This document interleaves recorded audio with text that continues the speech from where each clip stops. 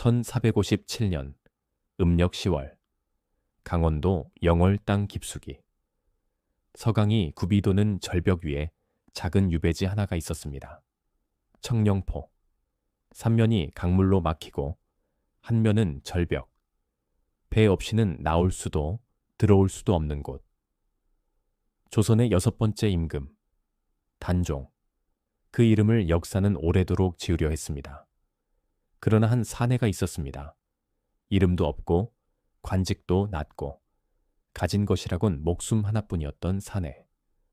모두가 등을 돌렸을 때 홀로 남아 통곡하며 왕의 시신을 두 팔로 안아든 사내.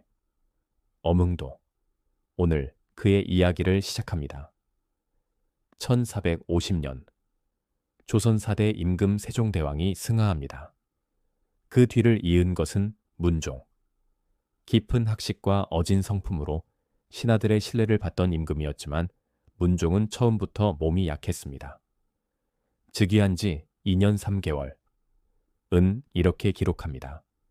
임금이 강령전에서 승하하시니 제위 2년이요 춘추. 39 세러. 문종은 죽기 전 신하들을 불러 모았습니다. 손이 떨렸습니다. 목소리는 가늘었습니다. 그러나 눈빛만은 또렷했습니다. 경들에게 부탁하오. 내 아이가 아직 어리오. 부디 잘 보필해 주시오. 그 아이의 이름은 이홍위. 나이 12. 어머니도 일찍 잃고 이제 아버지마저 떠나보낸 소년이 조선의 임금 자리에 앉았습니다. 단종. 왕좌는 차가웠습니다. 어좌는 그 아이에게 너무 컸고 면류관은 너무 무거웠습니다. 실록에는 이렇게 적혀 있습니다. 왕이 즉위하였으나 나이가 어려 국사를 처결하기가 어려웠다. 단종은 하루에도 몇 번씩 아버지의 빈전, 빈디안을 찾았다고 합니다. 신하들이 말려도 돌아서지 않았습니다.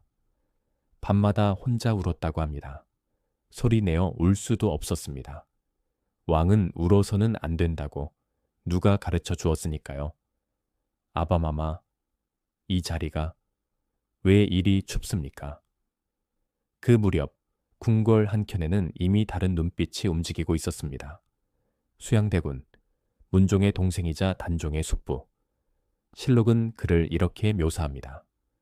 체격이 장대하고 담력이 뛰어났으며 무예를 좋아하였다. 그는 왕좌를 바라보았습니다. 어린 조카가 앉아있는 그 자리를. 욕망인지 신념인지 아마 그 자신도 구분하지 못했을 것입니다. 그러나 한 가지는 분명했습니다. 그는 기다릴 생각이 없었습니다. 1453년 음력 10월 10일. 역사는 이 밤을 계유정난이라 부릅니다. 수양대군은 움직였습니다. 당시 조정의 실질적 권력자였던 영의정 황보인, 좌의정 김종서. 실록은 이 밤을 역적을 제거한 정변으로 기록했습니다. 그러나 죽은 자들의 기록은 남아있지 않습니다. 김종서는 수양대군의 부하가 휘두른 철퇴에 맞아 쓰러졌습니다. 황보인은 대궐문 앞에서 목숨을 잃었습니다. 단종은 그 밤 잠들어 있었습니다. 13살의 소녀는 뭔가 이상하다는 것을 느꼈습니다. 멀리서 들리는 소리들, 너무 빠르게 움직이는 내관들의 발소리. 그리고 새벽이 되자 숙부 수양대군이 들어왔습니다. 갑옷을 입은 채로. 전하, 역적들을 모두 제거하였습니다. 이제 조정은 안정될 것이옵니다. 그래서 짐은 무엇을 해야 하오? 수양대군은 대답하지 않았습니다. 그것이 전부였습니다. 그날 이후 단종은 왕이었지만 왕이 아니었습니다. 결정권은 수양대군에게 넘어갔고 단종 곁에 신하들은 하나둘 사라졌습니다. 2해가 지났습니다. 1455년 단종은 15살이 되었습니다. 실록은 이렇게 기록합니다. 왕이 스스로 선의하는 교서를 내렸다. 스스로라고 적혀 있습니다. 그러나 그 자리에는 무장한 신하들이 늘어서 있었습니다. 단종은 교서를 받아들었습니다. 붓을 들었습니다. 손이 떨리지 않았다고 합니다. 실록 어디에도 단종이 울었다는 기록은 없습니다. 그것이 더 가슴 아픕니다. 울 수조차 없었던 것입니다. 아바마마, 소자는 지켜내지 못했습니다. 수양대군은 세조가 되었습니다. 단종은 상왕이 되었습니다. 그러나 상왕이라는 이름은 오래 가지 않았습니다. 1457년 단종 복위를 도모하다 실패한 사육신 사건이 터집니다. 성삼문, 박팽년, 하위지, 이계, 유성원, 유응부 그들은 죽었습니다. 처참하게. 그리고 단종은 노상훈으로 강등됩니다. 왕도 아니고 상왕도 아닌 그저 죄인의 신분으로 강원도 영월로 유배를 갑니다. 17살이었습니다. 청령포, 강원도 영월, 서강이 삼면을 감아도는 좁은 땅. 지금도 그 자리에 가면 소나무 숲 사이로 오래된 돌비석 하나가 서 있습니다. 단종이 유배와 처음 발을 디딘 곳입니다. 실록은 이 유배지를 간략하게 기록하고 있지만 후대에 남겨진 기록과 전원들은 이렇게 말합니다. 삼면이 강이고 한면이 절벽이라. 배 없이는 드나들 수 없는 가로 없는 곳. 군사가 지켰습니다. 하지만 지킨다기보다는 가두었습니다. 단종과 함께 온이가 없었습니다. 궁녀도, 내관도, 어릴 적 모시던 상궁도 세조는 허락하지 않았습니다. 단종은 혼자였습니다. 짐은? 아니, 나는 어디에 있는 것인가? 이미 자신을 짐센이라 부르지 않았습니다. 왕의 언어를 잃은 것이 아니라 스스로 내려놓은 것이었습니다. 그 절망이 더 깊었습니다. 밤이면 강물 소리가 들렸습니다. 서강의 물소리는 고요하지 않습니다. 바위를 치고 소용돌이 치고 끝없이 무언가를 삼키는 소리를 냅니다. 단종은 그 소리를 들으며 잠들지 못했습니다. 혹은 잠들고 싶지 않았던 것인지도 모릅니다. 꿈에서 깨어나면 다시 이곳이니까요. 여름이 지나고 있었습니다. 청령포는 홍수로 물이 차오를 때가 잦았고 그럴 때는 임시로 영월관아 근처로 옮겨야 했습니다. 영월관아의 동원 동쪽 작은 처소 훗날 사람들이 관풍헌이라 부르게 되는 곳 그곳이 단종의 마지막 거처가 됩니다. 그리고 이 무렵 멀지 않은 곳에 한 사내가 있었습니다. 영월호장, 지방행정을 돕는 하급관리, 이름 엄흥도. 그는 처음 가까이 가지 않았습니다. 갈 수가 없었습니다.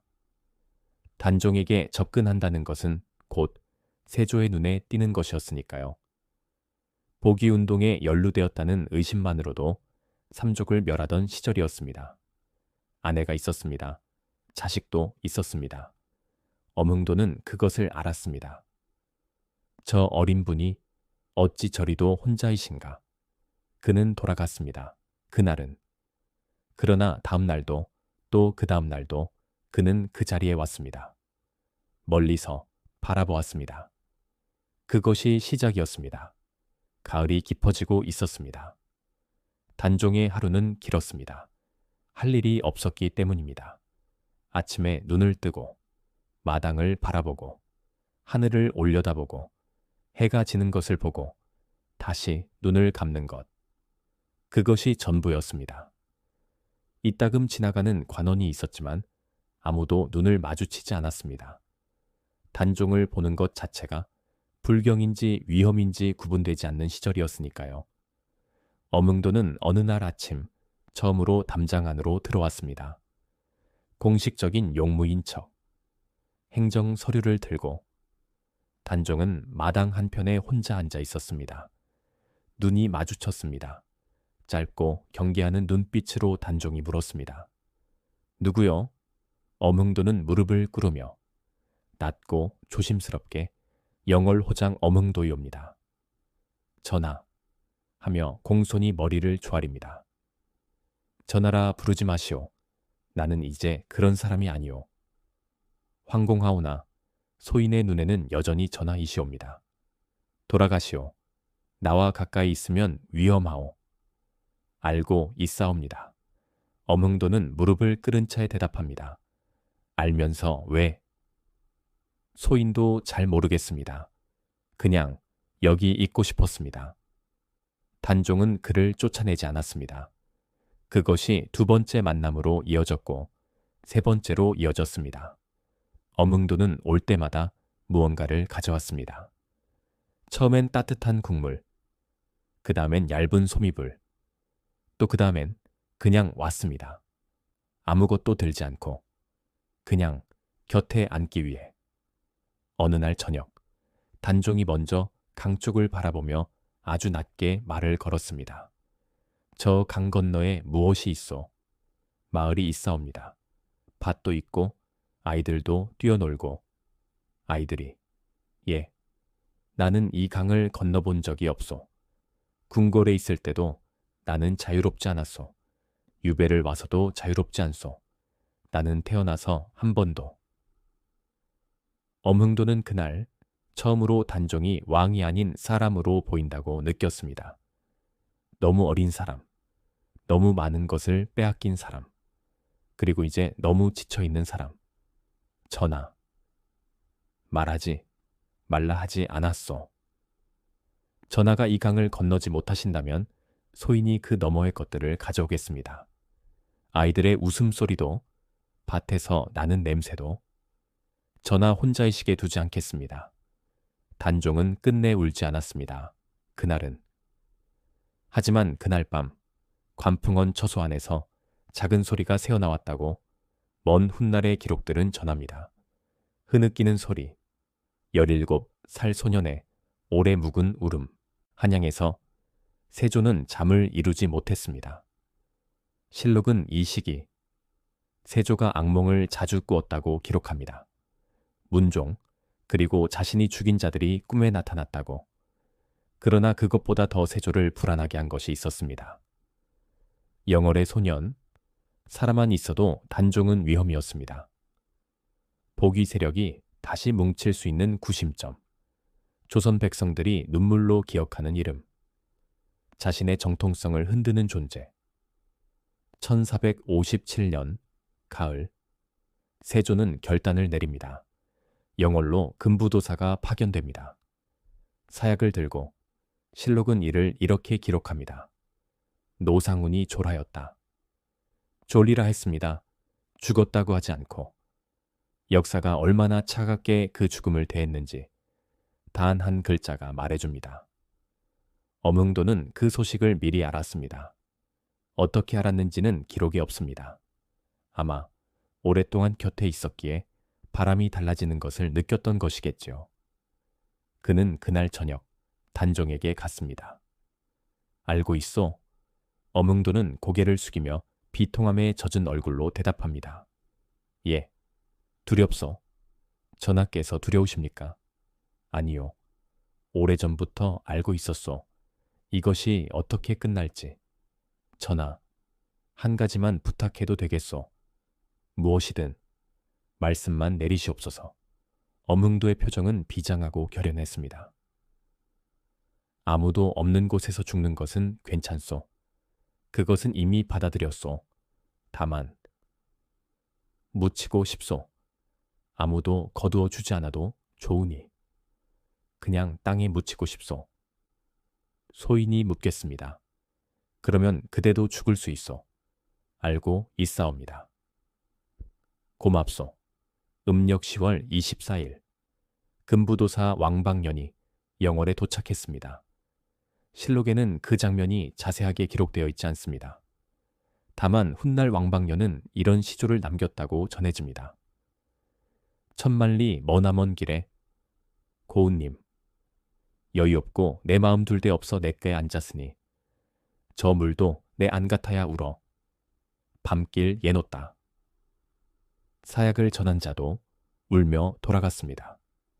단종이 죽었습니다. 17살이었습니다. 소식이 퍼졌습니다. 영월 사람들은 알았습니다.